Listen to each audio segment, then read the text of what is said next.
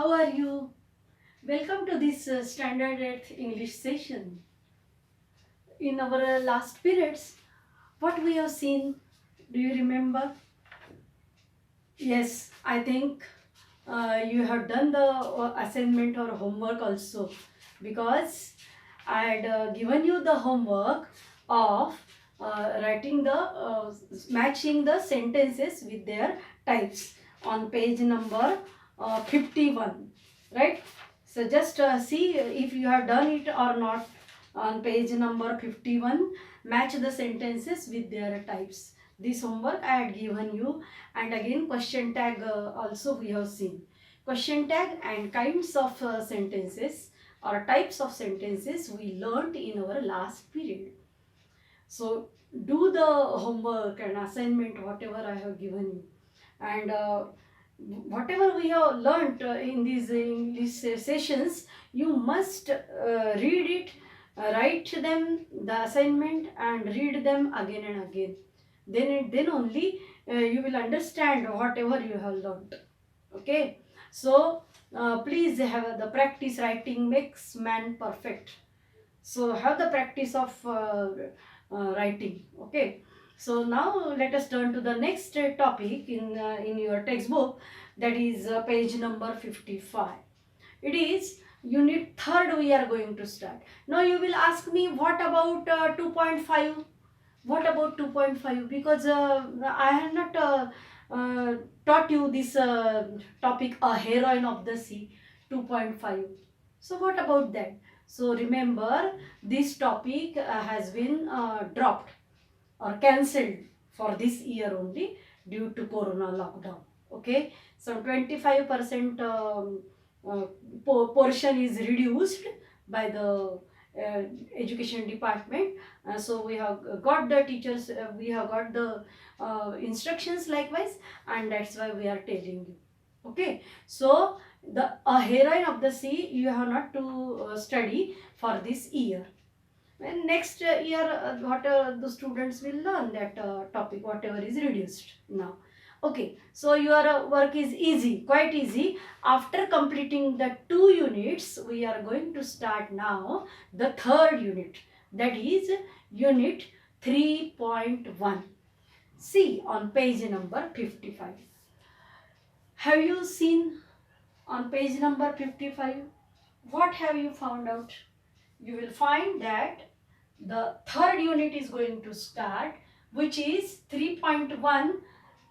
First topic in the 3rd unit is why. It is a poem. The name of the poem is Why. Now, why is what have you learnt about this why or what, where? Can you tell me?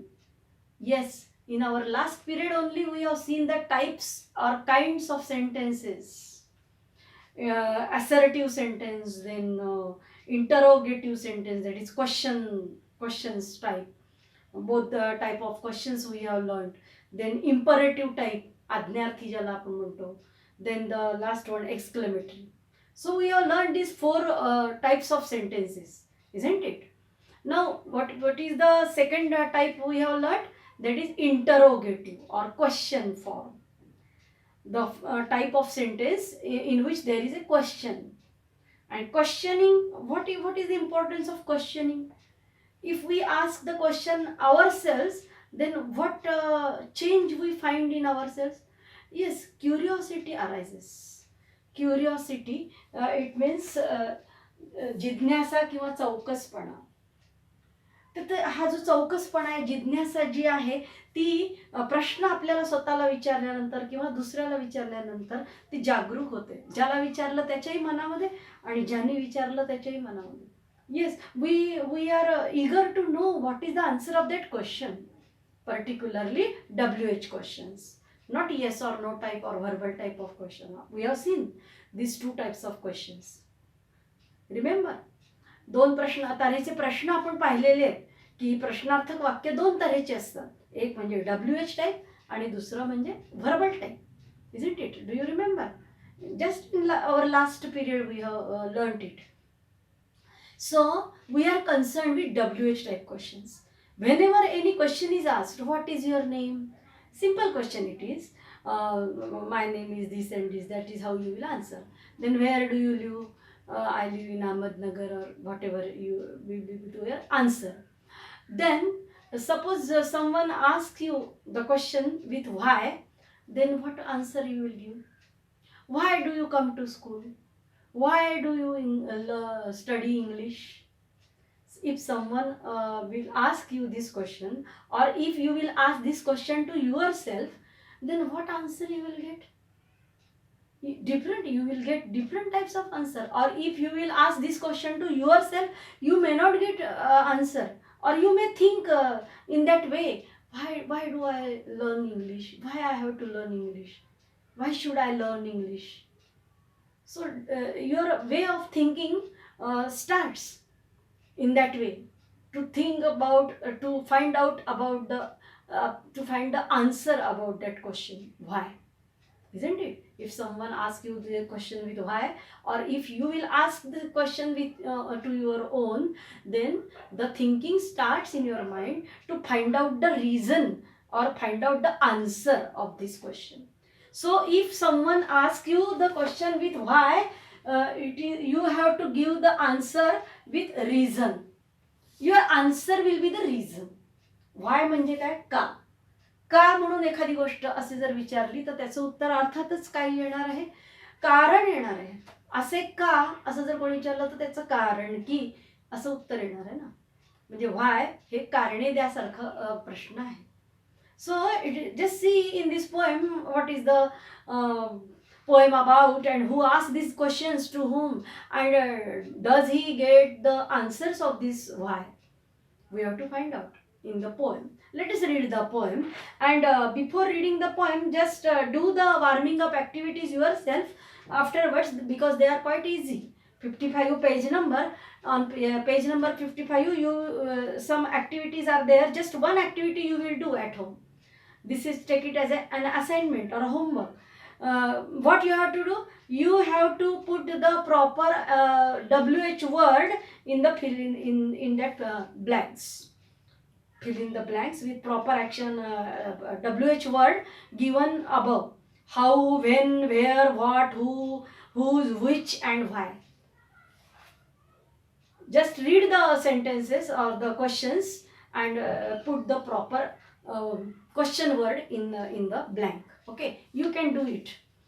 Just try to understand the meaning of each and every word, WH word. How म्हणजे काय? How means कसे. Then when, केव्हा. Where, कोठे. What, काय. Who, कोण म्हणजे व्यक्ती. Whose, कोणाला, कोणाचा. नंतर which, कोणते किंवा कसे, कोणते म्हणूया. which, why, कोणते, कोणता, कोणते, कोणती. नंतर why म्हणजे का. आता हा जो why आहे त्याच्याबद्दलची ही पोएम आहे. Let us read the poem. Very interesting poem. You will definitely like the poem. Okay, so see on page number 56 we will read the poem why. I know a curious little boy. Please concentrate on the poem. Very easy and very interesting also. I know a curious little boy who is always asking why. I know a curious little boy who is always asking why this, why that, why then, why now, why not, why, by and by. So many times the word why is repeated. This is a kind of figure of speech repetition given on page number 57. ज्याला आपण अलंकार म्हणतो मराठीमध्ये, figure of speech. We have seen in some previous lesson about figure of speech, onomatopoeia and alliteration. We have seen those figures of speech. One more figure of speech you are going to learn here, that is repetition of some words or some lines also. So here the word why is repeated in this poem. Second stanza, he wants to know why wood should swim while lead and marble sink. Why stars should shine and winds should blow, and why we eat and drink. Now see, such a simple question, why we eat and drink. आपण का खातो आणि पितो? याचं उत्तर आपण आपल्याला जरी विचारलं किंवा कोणाला जरी विचारलं तरी त्याचं रिझन आपल्याला मिळू शकेल, की जगण्यासाठी किंवा जिवंत राहण्यासाठी आपल्याला जे काही पौष्टिक म्हणजे अन्न किंवा सकस आहार जो मिळतो त्यातनं जे आपल्याला घटक मिळतात, जीवन घटक, जीव घटक, त्याच्यासाठी आपण अन्न खातो आणि पितो. बरोबर आहे की नाही? सगळे vitamins and carbohydrates and iron हे सगळं मिळत असतं आपल्या रक्तामध्ये. ते घटक जमा होतात मग त्यानंतर खाल्लेल्या अन्नाचे आपलं रक्त पण वाढतं. बरोबर आहे की नाही? व्हाय वी ईट अँड ड्रिंक. बघा, व्हायने प्रश्न विचारल्यानंतर त्याची उत्तरं केवढी आपल्याला मिळू शकतात आणि त्याचा किती आपण विचार करू शकतो पुढे. He wants to know what makes the clouds and why they cross the sky. Why sinks the sun behind the hills and why the flowers die. Sink म्हणजे काय? बुडणे. सूर्य का बुडतो? तो ॲक्च्युअल बुडतो की आपल्याला बुडताना दिसतो? विचार करता येतो आपल्याला ह्या प्रश्नाविषयी. Yes, why the flowers die. ही next stanza, fourth stanza. He wants to know why wind should come from out the bellows nose, why pop guns should go pop, and why the ocean ebbs and flows. आपल्या अवतीभोवती घडणाऱ्या गोष्टींचं जर आपण निरीक्षण केलं, तुम्ही टी व्हीवर पण बघत असाल किंवा अवतीभोवती तुमच्या कधी तुम्हाला बघायला मिळालेलं असेल, परेडच्या वेळी पोलीस परेड ग्राउंडवर बँड पथक पाहिलं असेल कुठलं किंवा टी व्हीवर वगैरे, तर त्याच्यामध्ये कसे वेगवेगळे वाद्य असतात आणि ते वाजवताना कसं कुठून काय हवा निघती बाहेर. मग ती बासरी असेल किंवा अन्य काही कोणत्याही प्रकारचं म्युझिकल इन्स्ट्रुमेंट असेल किंवा तुम्ही ऑर्केस्ट्रा पाहत असाल, गाण्याचे प्रोग्राम पाहत असाल टी व्हीवर, तर त्याच्यात पण तुम्हाला वेगवेगळी वाद्य दिसतील. मग काही वाद्यांमधनं कसं त्याच्यातनं हवा विशिष्ट पद्धतीने पास केली तर त्याचा आवाज येतो. उदाहरणार्थ फ्ल्यूट म्हणजे बासरी. त्याच्यानंतर एक दिलेलं इथे बेलोज नोज म्हणजे भाता. हार्मोनियम माहिती आहे तुम्हाला? पेटी हार्मोनियम. हार्मोनियमचा सुद्धा भाता असतो बेलोजचा. त्याच्यानंतर अजून एक असं आहे, बँड पथकामध्ये ऑर्केस्ट्रामध्ये असे वाद्य असतात पहा, की त्याचं असं तो भाता केला बेलोज की त्यातनं हवा बाहेर येते आणि आवाज पण येतो त्यातनं त्या हवेच्या कमी जास्त कंपनामुळे. मग ह्याला बेलोज म्हणायचं, भाता. अजून तुम्ही भाता कुठे पाहिलेला आहे सांगा मला? तो जो हा असतो ना, काय म्हणतो आपण त्याला, लोहार असतो तो, लोखंडी कामावरती असे हे करतो तो. तर तिथे पण आपल्याला असं दिसतं की तो असं विशिष्ट ॲक्शन करून त्याच्यात तिथे त्याची चूल पेटवलेली असते आणि तिथून तो भाता असा बरोबर त्या दोरीने असं असं हे करतो की बरोबर त्यातनं हवा निघत जाते पहा. म्हणजे अवतीभोवती जरा निरीक्षण केलं तर लक्षात येईल तुमच्या हे या गोष्टी. तर बघा, त्याला बेलोज म्हणायचं. तर असं का? बेलोजच्या नाकातून हवा का बाहेर पडते असं असं एखाद्या छोट्या मुलांनी प्रश्न विचारलेला आहे या पोएममध्ये. त्याला त्याची उत्तरं मिळतीलच असं नाही, पण तो विचार करतोय. तुमच्या वयाचा मुलगा आहे 8वीतला. Yes, from out the bellows nose why popguns should go pop and why the ocean ebbs and flows. आता खेळण्यातली बंदूक ती खेळलीच जाणार ना. ॲक्च्युअल काय त्या खेळण्यातल्या बंदुकीतली गोळी निघून ती कोणाला लागणार आहे का? नाही. तो एक गेम आहे, फनी गेम आहे खेळण्यातली बंदूक म्हणजे. Yes, and ocean ebbs and flows. He wants to know why fish have gills and why boys cannot fly, why steam comes from the kettle spout and rain falls from the sky.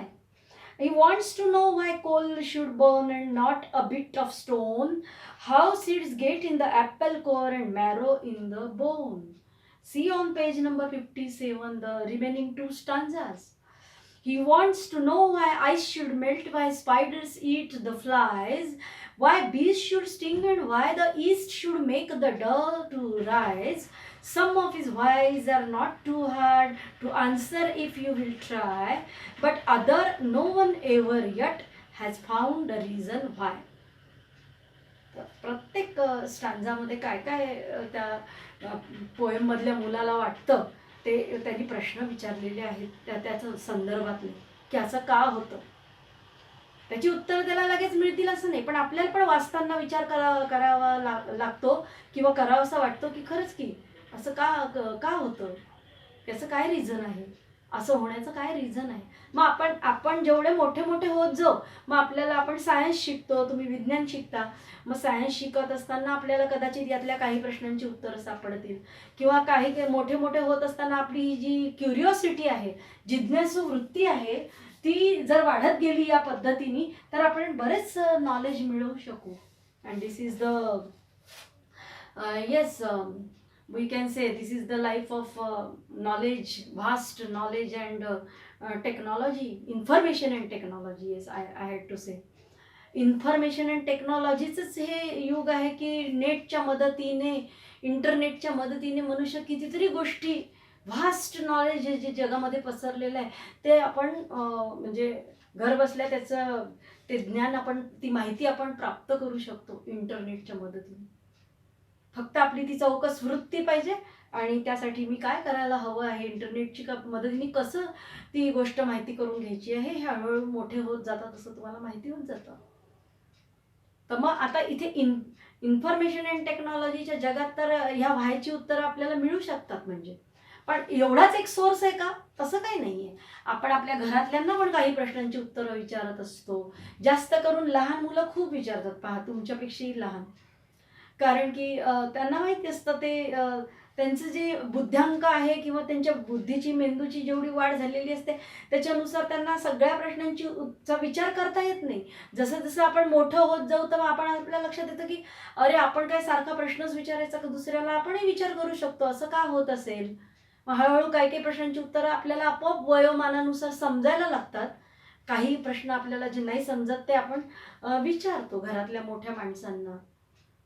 नंतर शाळेत आपण शिकायला जातो तेव्हा तिथे पण आपण शिक्षकांना विचारतो है ना.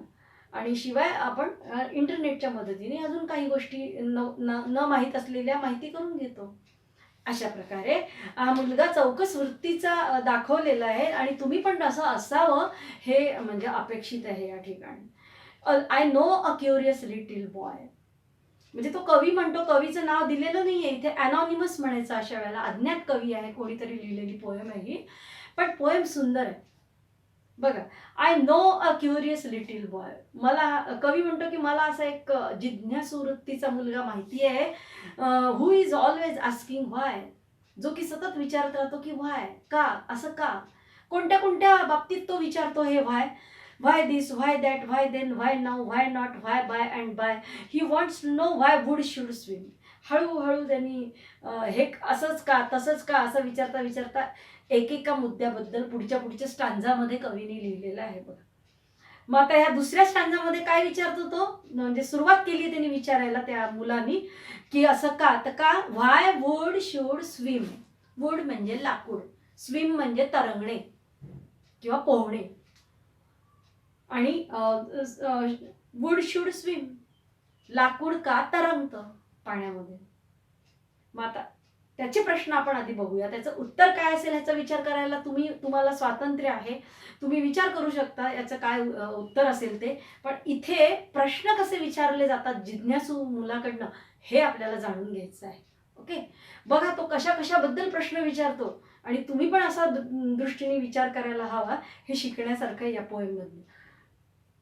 व्हाय वुड शुड स्विम, लाकूड का तरंगतं पाण्यामध्ये. व्हाय लेड अँड मार्बल सिंक, लाकूड मात्र पाण्यात तरंगतं, आणि लेड अँड मार्बल हे जे धातू आहेत, जड वस्तू, तर ह्या लेड अँड मार्बलच्या जे वस्तू आहेत किंवा ज्या गोट्या आहेत धातूच्या बनलेल्या, ते मात्र वजनदार असल्यामुळे काय जातं, सिंक म्हणजे पाण्यात खाली बुडतं. म्हणजे लाकूड टाकलं पाण्यात आणि या धातूच्या चे गोळे टाकले समजा आपण पाण्यामध्ये, तर खाली काय जाईल, मार्बल्स अँड लेड, धातूच्या ज्या वस्तू असतील त्या खाली जातील वजन असल्यामुळे जास्त, आणि जे हलकं आहे वजनामध्ये त्याच्या तुलनेत ते म्हणजे उदाहरणार्थ लाकूड, तर ते काय होणार आहे, स्विम म्हणजे ते फ्लोट्स, तरंगतं ते पाण्यावरती लाकूड. म्हणून तर लाकडी होडीतनं, नावेतनं एका किनाऱ्यावरून दुसऱ्या किनाऱ्यावर जातात ना, छोटे छोटे जिथे नद्या असतात किंवा छोटे छोटे जलाशय असतात तिथे. काही ठिकाणी रस्ते पूर्ण गेलेले नाहीये छोट्या गावांमध्ये बघा, आणि म्हणून मग पुराचा खूप धोका असतो अशा गावांना, है ना. Would should swim. मग अजून त्या मुलाला काय प्रश्न पडले, व्हाय स्टार शुड शाईन. लगेच आपल्याला असं आठवतं, twinkle twinkle little star how I wonder what you are. Wonder म्हणजे आश्चर्य वाटतं ताऱ्यांकडे पाहून लहान मुलांना. ही पोएम आहे, राईम आहे स्मॉल किड्सची, स्मॉल चिल्ड्रन. तर छोट्या प्रायमरी शाळेतल्या मुलांची, नर्सरीतल्या मुलांची हे नर्सरी राईम्स आहेत. पण मग त्याच्यात नाही आपल्याला मोठं थोडंसं तुमच्या वयाचं झाल्यानंतर का असे प्रश्न पडू शकतात ना. व्हाय स्टार्स शुड शाईन, तारे का चमकतात. मग हळूहळू विज्ञानात आणि भूगोलात आपल्याला ते कळायला लागतं. सूर्याच्या प्रकाशामुळे ते चमकतात म्हणून सूर्याकडनं घेतात. किंवा त्यांना स्वतः पण स्वतःचं जर तसे त्याच्यातले काही तारे असतील सूर्यासारखे की जे खूप लांब आहेत आपल्यापेक्षा, ते सुद्धा चमकतात. स्वतः स्वयंप्रकाशित असतात ते, म्हणून चमकतात. काही जर त्याच्यातले असतील ग्रह, तर ते मग आपल्याला, आपण त्याला तारे म्हणतो पण ते ग्रह असू शकतील लांबून आपल्याला चमकताना दिसतात म्हणून. मग ते सूर्याकडून किंवा सूर्यासारख्या असलेल्या ताऱ्याकडून प्रकाश घेतात आणि त्याच्यामुळे ते आपल्याला चमकताना दिसतात.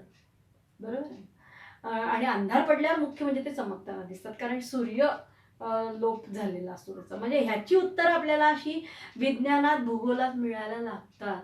पण ठीक आहे, आपण त्याची उत्तरं नाही बघणार, आपण फक्त प्रश्नांकडे कॉन्सन्ट्रेट करूयात. Yes, he wants to know what makes the clouds and why they cross the sky. Clouds आला आता बघा काय काय झालं. Why stars should shine and wind should blow. हा हे राहिलं, आपली ही ओळ राहिली सेकंड स्टॅन्झामधली. व्हाय स्टार्स शुड शाईन इथपर्यंत आपलं झालं होतं. And wind should blow. Winds म्हणजे वारे, वारे का वाहतात. Yes, why we eat and drink, आपण का खातो आणि पितो. Next, he wants to know what makes the clouds. त्या ह्या कवितेतल्या मुलाला अजून काय जाणून घ्यायचं आहे, काय जाणून घेण्याची त्याची उत्सुकता आहे. तर he wants to know why wind should come, what makes the clouds. ढग कसे बनतात, कोण बनवतं ढगांना, ढग कसे बनतात. Why they cross the sky, आणि मग ते असे तयार झालेले ढग या बाजूने एका बाजूकडून दुसऱ्या बाजूकडे आकाशामध्ये असे जाताना का दिसतात आपल्याला. Why do they cross the sky. Yes, why sinks the sun behind the hills. Hills म्हणजे टेकड्या, टेकड्यांच्या मागे सूर्य का बुडतो खाली. खरंच बुडतो का तो, का मावळतो म्हणतो आपण त्याला. म्हणजे बुडणे, सूर्य बुडणे, मावळणे. पण तो कुठे जातो बुडून किंवा मावळून. टेकड्यांच्या पलीकडे गेला असं दिसतं आपल्याला संध्याकाळ झाल्यानंतर. पण तो मावळतो का खरंच, कुठे जातो तो, कुठे बुडतो, कुठे डुबतो सूर्य. हे त्या मुलाला पडलेले प्रश्न आहेत. Why sinks the sun, sink म्हणजे बुडणे, sun behind the hills, and why the flowers die. बघा आता फुलं का कोमेजतात, हा पण त्याला प्रश्न पडलेला आहे. ताजीतवानी किती वेळ राहतं, त्याचं आयुष्य किती फुलांचं फ्रेश राहण्याचं, टवटवीत राहण्याचं, काही तासच ना. काही फुलं लवकर कोमेजतात, काही जरा उशिरा कोमेजतात, पण कोमेजतातच ना फुलं. झाडावरनं एकदा ती तोडल्या गेली, मग त्याचे हार बनवले गेले, आपण घातले देवाला, फोटोला किंवा मूर्तीला, त्याचा काय जो असेल तो वापर केला, काही तासानंतर ते कोमेजतातच ना फुलं. का कोमेजतात हा प्रश्न पडलाय त्या मुलाला. Yes, he wants to know why wind should come. म्हणजे वारा का वाहतो बा. Wind should come from out the bellows nose. हा नाही, आता हा वाऱ्याच्या बद्दलचं वरती झालंय, विंड शुड ब्लो, वारे का वाहतात. पण आता इथे जो विंड आलाय तो कोणासाठी, तर मी मगाशी सांगितल्याप्रमाणे बेलोज म्हणजे भाता. एखाद्या म्युझिकल इन्स्ट्रुमेंटला जो भाता असतो तो त्याचा ॲक्शन केल्यानंतर, विशिष्ट पद्धतीने तो ऑपरेट केल्यानंतर त्यातनं वारा बाहेर काय येतो, म्हणजे वारा बाहेर येतो म्हणण्यापेक्षा त्याच्यातून तो आवाज काय येतो, म्हणजे वाऱ्याच्याच विशिष्ट हालचालीमुळे, ती हालचाल केल्यामुळे तो आवाज येतो की नाही. हार्मोनियम, पेटीचा पण भाता असा आपण केल्यानंतर आवाज येतो पेटीमधनं, हार्मोनियममधनं आपल्याला स्वर ऐकायला येतात, सारे गम प ध नि सा. तर असं का होतं, त्या भात्याच्या तोंडातून, तुम्ही ते फ्लूट पाहिली असेल, पहा फ्लूट पण पाहिलं असेल, म्हणजे बासरीचे पण त्याला जे छिद्र असतात, तर ते बोटं सुद्धा विशिष्ट पद्धतीने त्याच्यावर ठेवल्यानंतर काही त्याच्या छिद्रांमधनं वारा बाहेर येतो आणि तसा आवाज येतो. ते तंत्र आहे, how to play the particular musical instrument. तर हे त्याला जाणून घ्यायचं आहे. बेलोज नोजमधनं का, त्या भात्याच्या नाकातनं का वारं बाहेर येतो, किंवा तो वाऱ्याच्या विशिष्ट हालचालीमुळे का त्या भात्यातनं आपल्याला वाटतं की इथनं काहीतरी आवाज येतोय किंवा इथनं काहीतरी वारं वाहतोय विशिष्ट पद्धतीने, जसा हवा तसा. नंतर why popguns should go pop and why the ocean ebbs and flows. Why popguns, popguns म्हणजे खेळण्यातली बंदूक. मी इथे लिहिलेले आहेत काही शब्द. सिंक म्हणजे बुडणे, बेलोज म्हणजे भाता, एब म्हणजे ओहोटी, गिल म्हणजे माशांची श्वसनेंद्रिय आपण बघणार आहोत आता पुढे. कोर म्हणजे गाभा, मॅरो म्हणजे हाडातील चरबी, अँड डव म्हणजे मळलेले पीठ. बघा आपण कुठपर्यंत आलेलो आहे. 1 2 3 4th stanza. Just see. He wants to know why wind should come from out the bellows nose, why popguns should go pop and why the ocean ebbs and flows. बंदूक, खेळण्यातली बंदूक लहान मुलांची जी असते ती का म्हणजे त्याचं का बरं असं होतं की पॉप म्हणजे जस्ट जवळच्या जवळ त्याच्यातनं बंदुकीत जरी आपण ती गोळी टाकली खेळण्यातली तरी ती जवळच्या जवळ फार काही लांब जाणार आहे का ती अशी का होते. म्हणजे त्याचा स्ट्रायगर दाबल्यानंतर त्याच्यातनं ते बाहेर का बरं येतं. आता छोटा मुलगा असल्यामुळे तो बंदुकी खेळण्यातल्या बंदुकीविषयीच विचार करणार ना, की ती अशी खेळण्यातली बंदूक अशी त्याचा तो जो आकोडा आहे तो दाबल्यानंतर का त्याच्यातनं ते बाहेर पडतं, का असं होतं, ती गोळी बाहेर का पडते. जेवढ्या प्रेशरने आपण दाबू तितक्या प्रेशर, जसं धनुष्यबाणाचं असतं आहे ना, असं का होतं हे त्याला प्रश्न पडलेला आहे. बघा. And why popgun should go pop and why the ocean ebbs and flows. Ocean म्हणजे सी म्हणजे समुद्र. ओशन समुद्र किंवा सागर, यालाच दुसरा इंग्लिश शब्द आहे सी, SEA. मग असं का सागरातनं एब्स का होतात. तुम्ही साईड मार्जिन मध्ये काही वर्ड्स चे मीनिंग्स दिलेले आहे, English meanings, and I am going to tell you in Marathi also. I have written here particularly, purposely I have written here Marathi meanings to know you better, to understand, for your understanding, better understanding. I have written in Marathi and I am explaining also some lines in Marathi. Yes, so ideas should be clear to you. The ocean, why the ocean ebbs and flows. सागर, ते एबचा अर्थ काय दिलेला आहे, tide water moves away from the land. म्हणजे तुम्ही बघा समुद्र किंवा सागर डोळ्यासमोर आणा, त्याच्यामध्ये लाटा असतात पहा.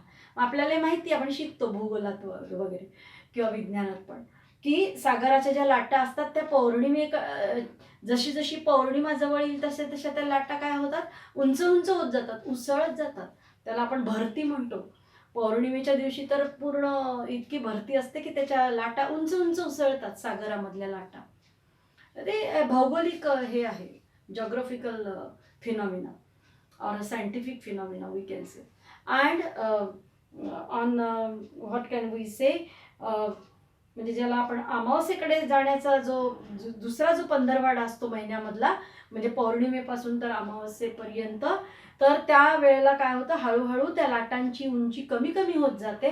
मग त्याला आपण काय म्हणतो, ओसरतं पाणी, ओहोटी लागली सागराला असं आपण म्हणतो. म्हणजे लँड म्हणजे जमीन, जमिनीपासून लाटा जेव्हा आतमध्ये जायला लागतात सागरामध्ये, तेव्हा आपण म्हणतो की ओहोटी आहे. आणि भरती म्हणजे त्या ज्या वेव्ज आहेत, वेव्ज म्हणजे लाटा, त्या जशा लँडकडे यायला लागतात, सीशोर किनाऱ्याकडे यायला लागतात, जमिनीकडे यायला लागतात, जोर जोराने वाहून त्यांची उंची पण वाढायला लागते, तेव्हा मग आपण म्हणतो की भरती आली. Okay. So why the ocean ebbs and flows. का बरं असं होतं की सागराचं पाणी ओसरतं, आतमध्ये जातं सागरामध्ये, लँडपासून, जमिनीपासून आतमध्ये. He wants to know why fish have gills. Fish म्हणजे मासे. माशांना श्वसनेंद्रिय म्हणून असे विशिष्ट जे गिल्स असतात, त्याच्यामुळेच ते पोहू शकतात ना, आणि पाण्यामध्ये त्यांना ऑक्सिजन पण मिळतो त्या गिल्सच्या मदतीने. तर हे जे गिल्स त्यांना का असतात माशांना, गिल्स म्हणजेच त्यांचा तो असा अवयव की ज्याला आपण, ज्याच्यामुळे ते श्वास घेतात पाण्यामध्ये सुद्धा मासे. तर ते असं का असतात त्यांना ते गिल्स, याचं उत्तर त्यांना कोणी देऊ शकणार आहे का. काही प्रश्नांचं उत्तर असं जरी विचारलं कोणी तर का असतात ते गिल्स.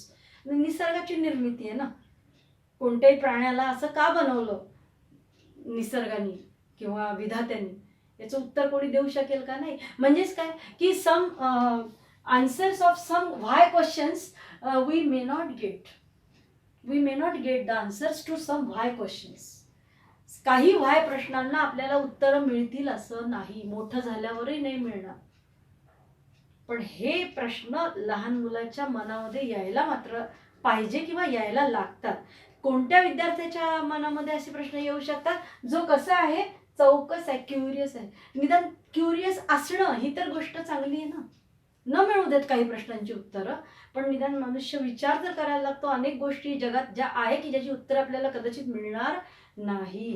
काही प्रश्नांची उत्तरं मिळतील, की जसं उदाहरणार्थ सायन्समध्ये किंवा जिओग्राफीमध्ये, भूगोलामध्ये, किंवा काही मोठी माणसं पण देतील काही प्रश्नांची उत्तरं. पण काही प्रश्नांची उत्तरं कुठेच सापडणार नाही, असं पण होऊ शकेल.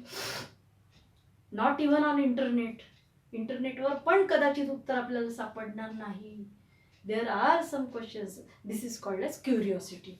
क्युरियस कसं असावं, चौकस कसं असावं, माणसाने विचार कसा केला पाहिजे एखाद्या गोष्टीबद्दलचा, त्यांनी आपलं नॉलेज वाढतं, आपली शिकण्याची वृत्ती वाढते. Tendency of getting more and more unknown things and getting more and more knowledge and information, isn't it? Yes. Why steam comes from the kettle's spout. Kettles, चहाची किटली पाहिली आहे सगळ्यांनी, आणि त्याचा स्पाउट म्हणजे ज्याच्यातनं तो चहा ओतल्या जातो, that opening is called a spout. त्याच्यातनं चहा असा बाहेर का पडतो, याचं उत्तर कोणी देऊ शकेल? आपण असं म्हणू शकू की इकडे तिकडे सांडू नये म्हणून तो बरोबर त्याच्यातनं त्या स्पाउटमधनं बरोबर पडतो, जिथे आपल्याला ज्या कपामध्ये टाकायचं आहे तिथे. पण व्हाय स्टीम्स कम, त्याच्यातनं वाफ का बाहेर येते, हा प्रश्न विचारला पडलाय त्या लहान मुलाला कवितेमधल्या. व्हाय स्टीम कम्स, स्टीम म्हणजे वाफ, comes from the kettle spout and rain falls from the sky. Sky म्हणजे आकाश, आकाशातनं पाऊस का पडतो. किती प्रश्न पडलेत त्या मुलाला. आपल्याला पण छान वाटतं वाचताना, नाही का? खरंच की याचा असा आपण विचार करतो का कधी, किंवा करायला पाहिजे का? We wants to know last stanza on page number 56, and he wants to know why coal should burn. Coal म्हणजे कोळसा. कोळसा का जळतो, जो की लाकडापासून तयार झालेला असतो कोळसा, तो का जळतो हा प्रश्न पडलाय त्या मुलाला. And not a bit of stone. कोळसा का जळतो आणि त्या कोळशाच्याच आकाराचा जर दुसरा दगड असेल तर तो का जळत नाही पेटवला तर. बरोबर त्याचं म्हणजे विचार करण्याची, हे का जळतं आणि हे का जळत नाही. स्टोन म्हणजे दगड. How seeds get in the Apple core. Apple, all of you know Apple. Apple म्हणजे काय? सफरचंद. सफरचंदामधला कोर, कोर म्हणजे गाभा, आतमधला सगळ्यात आतमध्ये त्या फळाच्या आतमधला जो सेंटर पॉइंट असतो त्याला गाभा म्हणायचं. तर त्या गाभामध्ये बिया का सापडतात, त्याचं उत्तर मला वाटतं ब्रह्मदेव पण नाही देऊ शकणार, कारण ब्रह्मदेव भेटला पाहिजे ना आपल्याला, isn't it? Yes. How seeds get in the Apple core. Seeds म्हणजे बिया. सफरचंदाच्या गाभ्यामध्ये बिया का सापडतात. And marrow in the bone. Bone म्हणजे हाडं. आपल्या कुठल्याही शरीराचे किंवा प्राण्यांचे जे हाडं असतात त्या हाडांमध्ये मॅरो का असतं. मॅरो म्हणजे हाडातील चरबी का असते, हा प्रश्न त्याला पडलेला आहे. Page number 57. He wants to know why ice should melt, why spiders eat the flies, why bees should sting, and why the yeast should make the dough to rise. म्हणजे बर्फ का वितळतं, ice should melt, spiders eat the flies. कोळी जे कीटक असतात, कोळी नावाचे कीटक तुम्ही पाहत असाल घरामध्ये आपल्याला दिसतात, कोपऱ्यामध्ये अगदी जाळं वगैरे जिथे असतं तिथं, ते का बरं छोट्या छोट्या किड्यांना, माशांना खातात कोळी. वाय बीज शूड स्टिंग. बीज म्हणजे मधमाशी. मधमाशी का बरं अशी चावते. स्टिंग म्हणजे ते त्याला जे हे असतात, काय म्हणूया त्याचे, असे तंतूसारखे धाग्यासारखे एकदम बारीक केसासारखे, त्या तंतूंनी ते एखाद्या गोष्टीमधलं द्रव्य काढून घेऊ शकतात चावल्यानंतर किंवा फुलावर बसल्यानंतर. त्याला ते निसर्गाने दिलेलं आहे स्टिंग. त्याच्या मदतीने ते बारीक त्या तंतूंच्या मदतीने ते त्याच्यातलं रस शोषून घेतात फुलांमधला. आणि मग ते का चावतं आपल्याला, मधमाशी का चावते, कारण ते चावण्यासाठीचे जे तंतू आहे ते त्याला दिले आहे म्हणून. तिला काही कळत नाही की याला आपण चावावं. तिला फक्त काय कळतं मधमाशीला, की ज्याच्यातनं आपल्याला रस मिळतोय का ते बघावं. म्हणून ती तसा प्रयत्न करते. Yes. And why the east should make the dove to rise. Dove म्हणजे काय? मळलेले पीठ. मळलेले पीठ फुलावे ब्रेड तयार करण्यासाठी जे बेकरीमध्ये, तर ते फुलावं याच्यासाठी ईस्ट मिसळलं जातं त्याच्यामध्ये. आपल्याला बेकिंग पावडर वगैरे माहिती आहे बाकीच्या गोष्टी, पण ईस्ट नावाचा पदार्थ पण मिसळला जातो की ज्याच्यामुळे ते फुलतं. ती भिजवलेली मळलेली जी कणिक आहे ती जास्ती फुलते अजून, आणि म्हणूनच त्याचा ब्रेड वगैरे तयार पुढे करता येतो, बेक करता येतं त्याला. मग असं का होतं हे त्याला प्रश्न पडलाय. And last stanza, some of his whys are not too hard. Some of his whys are not too hard to answer if you will try, but other no one ever yet has found the reason why. आत्ताच मी तुम्हाला शिकवता सांगितलं की काही व्हायची प्रश्नांची उत्तरं देता येणार नाही. ब्रह्मदेव आला तरी तो म्हणजे ब्रह्मदेवाची आपली गाठच पडू शकत नाही. म्हणून कोण देणार काही प्रश्नांची उत्तरं व्हायच्या त्या लहान मुलाच्या. काही प्रश्नांची उत्तरं मात्र आपण सायन्सच्या मदतीने किंवा जॉग्रफीच्या मदतीने देऊ शकतो. तर अशी ही पोएम आहे. Very interesting. And you try to do the English workshop very easy. तिथे त्यांनी तुम्हाला पहिल्या इंग्लिश वर्कशॉपमधल्या पहिल्या याच्यामध्ये प्रॉपर ॲक्शन वर्ड सांगितलेलं आहे.